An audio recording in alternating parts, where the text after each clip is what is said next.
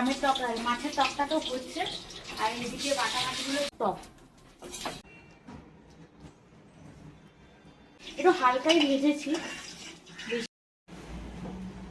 তো দেখো বন্ধুরা, এই মাছ ছাড়াতে বসে পড়েছি।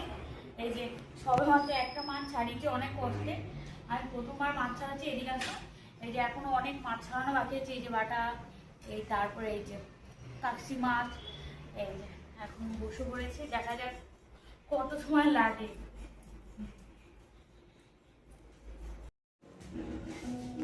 তো দেখো বন্ধুরা, এই যে বাটা মাছগুলো তো কোটা হয়ে গেছে।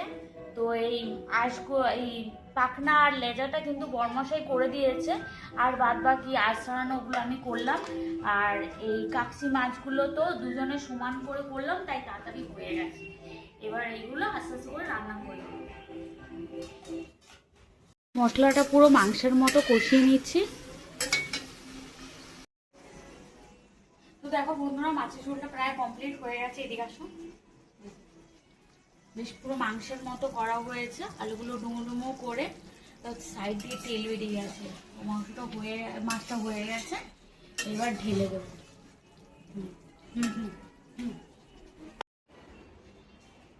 তো মাছের ঝোলটা তো হয়ে গেছে, এবার ঢেলে দেবো।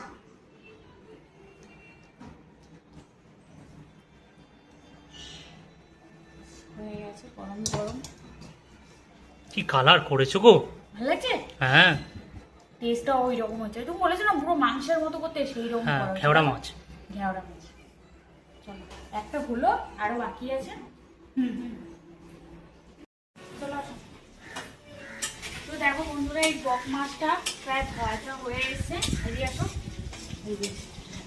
এগুলো এবার তুলে নেবো এক এক করে।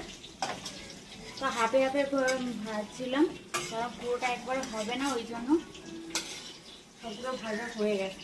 একটু হালকাই ভেজেছি, বেশি একটা গাঢ় মানে টাটকা করে ভাজিনি। এবার এইগুলো নিয়ে এই যে এখানে মাছের কারি করা হয়েছে, এর মধ্যে দিয়ে দেবো।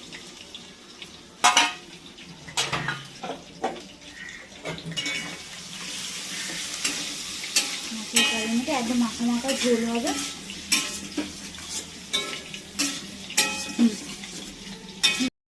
তো এই যে বক মাছের ঝোলটাও হয়ে গেল, এবার ঢেলে ফেলবো।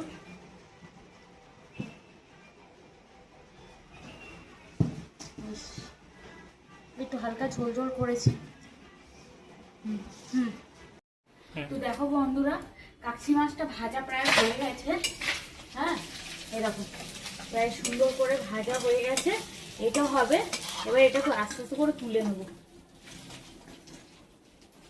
তো এটা হবে আমরা দিয়ে এই কাকসি মাছের টক। তো বরমশাই বলছে এটা টক করো, টক করলে বেশ ভালো লাগবে খেতে। অনেকদিন টক খাওয়া হয় না, যার জন্য এটা টক করে। এই যে, আর এদিকে আমরা দিয়ে এই যে দেখে নাও, আমরা দিয়ে চুনো মাছের টকটা করা হয়েছে। এবার এই মাছটা দিয়ে দেবো।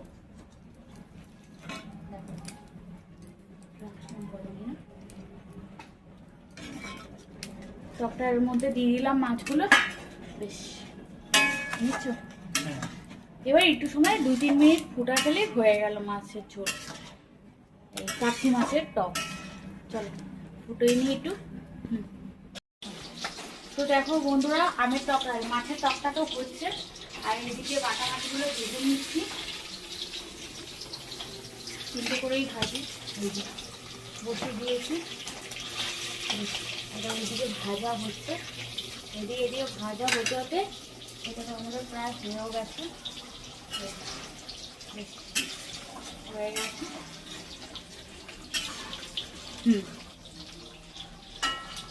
কাকসি মাছের আমরা টক হয়ে গেল। এই দেখো বন্ধুরা, এবার এক এক করে আস্তে আস্তে ঢেলে নিয়ে যাবে।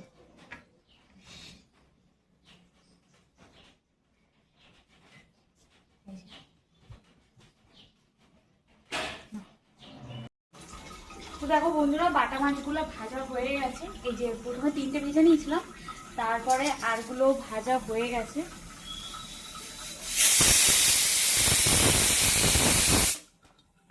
তুলে নিচ্ছি। তো ভাজা হয়ে গেছে, তার জন্য আমি গ্যাসটা বন্ধ করে দিয়েছি।